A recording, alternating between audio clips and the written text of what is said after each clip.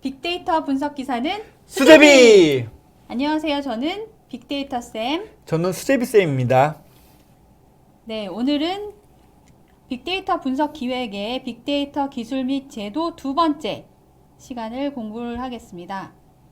네, 학습 목표는 첫 번째 개인정보보호법 및 제도를 이해할 수 있다. 중요하네요. 네, 개인정보 보호 중요하죠. 네. 네, 개인정보의 활용 방법을 이해할 수 있다. 네. 네, 가명 정보 그리고 마이데이터를 이해할 수 있다라고 되어 있습니다. 아주 중요한 부분이네요.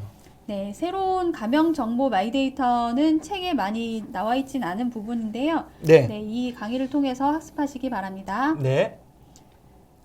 네, 개인정보 보호 먼저 개념부터 알아보겠습니다. 네. 네, 개인정보 보호의 가장 중요한 내용이 있죠. 네. 네, 정보 주체 개인의 정보, 개인 정보 자기 결정권. 자기 결정권. 네, 이게 중요한 정보인데요. 네. 개인 정보에 대해서 본인이 직접 결정할 수 있는 자기 결정권을 철저히 보장하는 활동이 개인 정보 보호입니다. 네, 네. 나에 대한 정보는 다른 사람들이 침해하면 안 되겠죠. 네. 네, 그래서 이 개인정보가 자기 결정권을 보장하는 활동을 법으로 규정을 하고 있는데요. 네. 네, 특별히 빅데이터 개인정보 보호 가이드라인을 통해서 한번 알아보도록 하겠습니다. 빅데이터 개인정보 보호 가이드라인에 나와 있는 법들이 많이 있는데 한 가지 먼저 보겠습니다. 수집 시부터 개인 식별 정보에 대해 철저히 비식별화 조치를 한다는 것이 네. 개인정보 개인정보, 비식별화입니다. 비식별화. 네. 네. 개인 정보는 중요한데요. 이게 오용되면 굉장히 위험하겠죠. 네, 이 정보를 식별하지 못하도록 비식별할 수 있도록 처리해야 된다라는 것을 개인정보 비식별화 조치라고 하는데요. 네. 근데 이렇게 빅데이터에서 개인정보가 중요하게 된 이유가 빅데이터가 활용하지 못하는 이유 중에 하나가 개인정보, 그 중요한 데이터들이 다 개인정보하고 연관이 돼 있어서 다 걸려가지고 그 활용을 좀 활용 범위가 축소되고 하지 못한다고 하더라고요. 네, 맞습니다. 그래서 비식별화를 통해서 활용할 수 있도록 이렇게 만들어줘야 된다고 말씀하더라고요. 네, 그래서 실제로 빅데이터를 활성화해야 된다는 것은 많은 분들이 알고 계시는데 네네. 실제로 현실에서 쓰지 못하는 이유가 이 개인 정보 때문입니다. 네네. 이제 제가 매출 데이터를 쓰고 싶지만 개인에 대한 나이나 연령, 개인 신상, 개인 정보들이 포함되어 있기 때문에 이 데이터를 활용할 수 없는 것이죠. 법적으로 지금은 쓰지 못하게 되어 있습니다. 그렇지만 비식별화 조치를 하면 쓸 수 있게 됩니다. 네. 네, 근데 이 비식별화 조치가 쉽지는 않죠. 그런 다양성을 잃지 않게끔 해서 비식별화를 하는 게 어려운 것 같아요. 네, 개인 정보를 비식별화하는 방법은 데이터 활성화를 위해서 조금 이따가 설명드린 가명 정보에서 조금 더 설명을 드리도록 하겠습니다. 네. 네, 개인정보 비식별화 외에 개인정보를 비식별화 했는데 식별이 됐어요. 그러면 네네. 즉시 파기를 해야 됩니다. 그리고 비식별화 조치를 해야 되겠죠. 다시 비식별화 조치를 하라는 거죠? 네. 개인정보, 재식별 시 조치. 네. 재식별 시 조치, 비식별 조치를 다시 해야 된다는 것입니다. 네. 그 다음에는 민감 정보 처리. 민감 정보 민감 정보 처리입니다. 처리요. 네, 특정 개인의 사상이나 신념, 정치적 견해 등이 민감 정보인데요. 네. 이런 민감 정보의 생성을 목적으로 정보를 수집하고 이용하고 저장, 조합, 분석 등 이런 것을 처리하는 것을 금지한다는 것입니다. 네.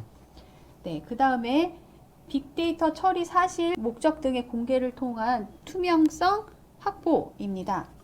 네, 투명성 확보. 투명성 확보요. 네, 투명성 확보는 네.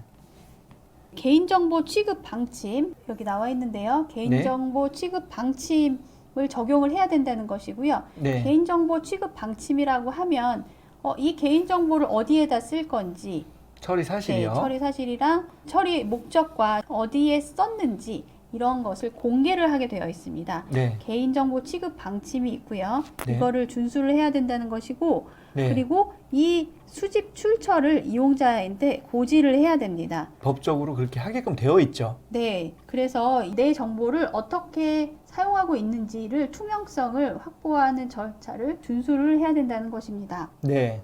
네, 그리고 마지막으로 수집 정보의 보호 조치입니다. 수집 정보의 네, 수집 정보의 네, 보호 조치요. 수집 정보의 보호 조치. 보호 조치요. 네, 수집 정보의 보호 조치는 수집된 정보의 저장 관리 시 기술적 관리적 보호 조치를 하는데요. 네. 기술적 관리적 보호 조치에서 기술적은 DRM 처리를 한다거나 네. 네, 암호화. 암호화를 한다는 것이죠. 네. 네, 그리고 개인정보에 대해서는 비식별화 조치를 한다는 것입니다. 네. 네, 그리고 관리적 보호 조치는 정책을 수립하거나 개인정보 데이터의 생명 주기 단계별로 데이터를 네. 보안 처리를 한다는 것입니다. 네. 정책 네. 수립이 중요하죠. 네, 그리고 그 다음에 개인정보 관련된 이런 법령들이 있는데요. 네. 법령들을 한번 알아보겠습니다. 가장 중요한 위에 세 가지 법령. 첫 번째는 개인정보 보호법입니다. 개인정보 네, 개인정보 보호법이라고 되어 있습니다. 보호법이요. 개보법이라고 하죠.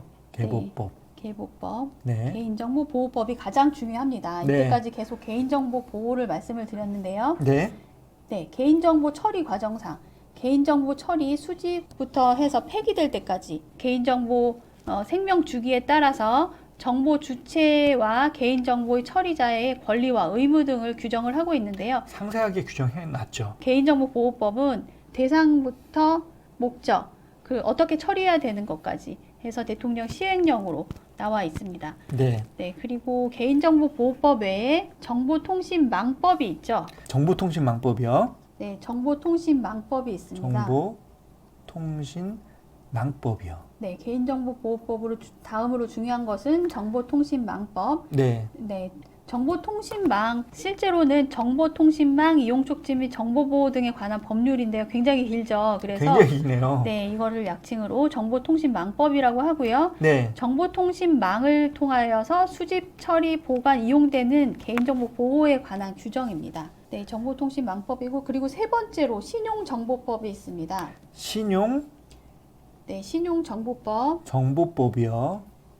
네, 이것도 굉장히 길죠. 사실은 네. 신용정보 이용 및 보호에 관한 법률의 약칭인데요. 네. 네, 개인 신용정보 취급 단계별로 네. 취급 단계별로 보호 조치 및 의무 사항에 관한 규정이라고 되어 있습니다. 네. 네, 요 세 가지는 네, 수제비 쌤님이 이렇게 써주셨는데요. 네. 이 내용은 뒤에 나오는 데이터 3법에 개정돼서 내용이 나와 있어서 좀 더 상세하게 개정된 법을 설명을 드리도록 하겠습니다. 요걸 약자로 개망신법이라고 하더라고요. 네, 그렇죠. 개망신, 네. 개인정보보호법, 정보통신망법, 네. 신용정보법. 네, 외우기 쉽습니다.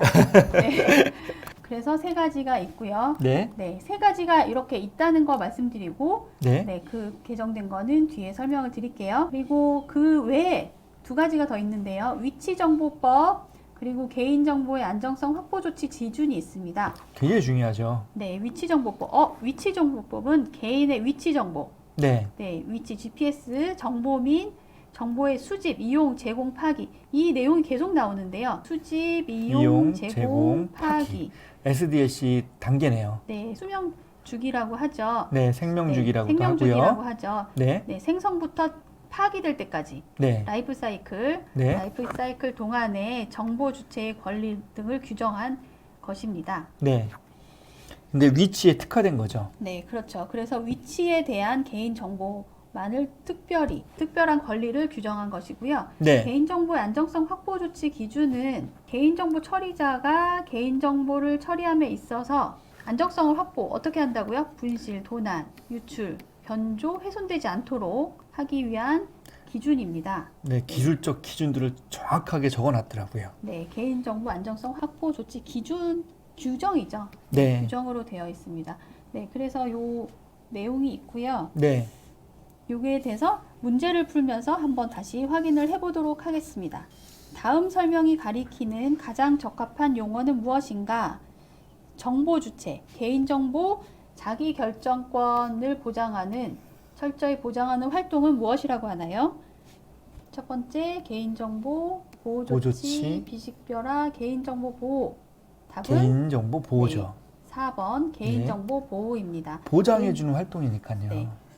개인정보에 자기가 결정할 수 있는 권한을 가진다라는 네. 것입니다. 네, 개인정보 보호이고요. 네.